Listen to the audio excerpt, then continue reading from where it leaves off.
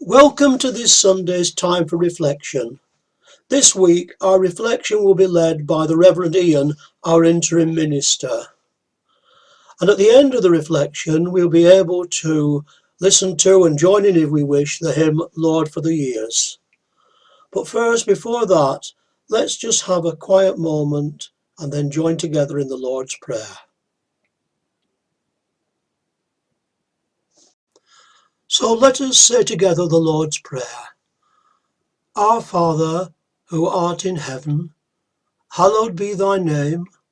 Thy kingdom come, thy will be done on earth as it is in heaven.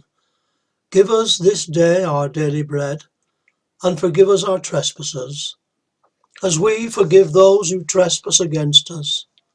Lead us not into temptation, but deliver us from evil. For thine is the kingdom, the power, and the glory, for ever and ever. Amen.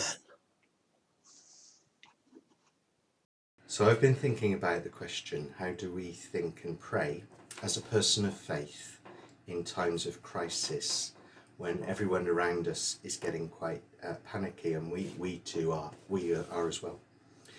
And the question is, do we panic with them, or do we stick our heads in the sand in a blind faith and hope for the best, which might be a little bit rash?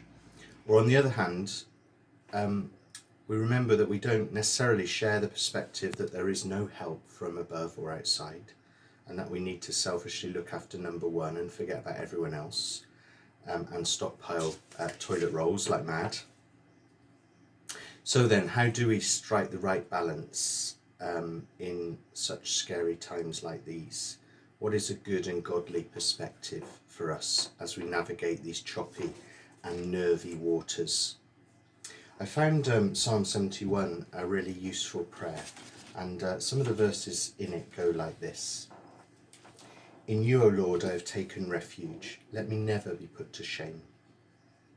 Be my rock of refuge, to which I can always go. Give the command to save me, for you are my rock and my fortress. For you have been my hope, O sovereign Lord, my confidence since my youth. Do not cast me away when I am old. Do not forsake me when my strength is gone. Even when I am old and grey, do not forsake me, O my God, till I declare your power to the next generation, your might to all who are to come. Your righteousness reaches to the skies, O God. You have done great things. Who, O God, is like you? Though you have made me see troubles many and bitter, you will restore my life again. From the depths of the earth you will again bring me up. You will increase my honour and comfort me once again. So in this prayer, first the person of faith recalls the past. They recall their life journey.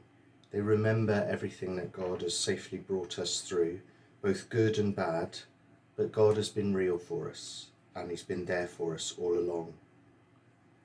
Next, the psalmist recognises the vulnerability of this time, and especially of old age. They are honest about the scares and the concerns of later life, especially in these days, and the threat. And in his prayer, he acknowledges that what that feels like and how unpleasant it feels. It is easy to feel forgotten and exposed, and like no one cares. But then finally in his prayer, he recognises too that God is at the centre of life. He is always a refuge, a castle that we can imagine in our prayers and go and hide in, a place we can go to when we shut our eyes, where we know we are safe and that we are loved. A wider perspective on the vulnerabilities and threats of today. A place where there is always hope, hope for now, hope forever. And that leads us to confidence and praise, not brash or rash, but to quiet confidence and real praise. Finally, the psalmist recognises too that they still have an important purpose in their life. Even in old age, when we can feel a bit sidelined or forgotten in wider society, for the person of faith, there is always purpose to declare God's love and power to the next generation. we are living, breathing examples of Christian faith, examples of a different and life-giving perspective to a scared and panicky generation. And it's not panic or human ingenuity that will finally get us through, but there is a God who cares, a God who loves and protects us, our God, and he can be their God too. And that changes everything and gives us a new perspective now and an eternal perspective then. Amen.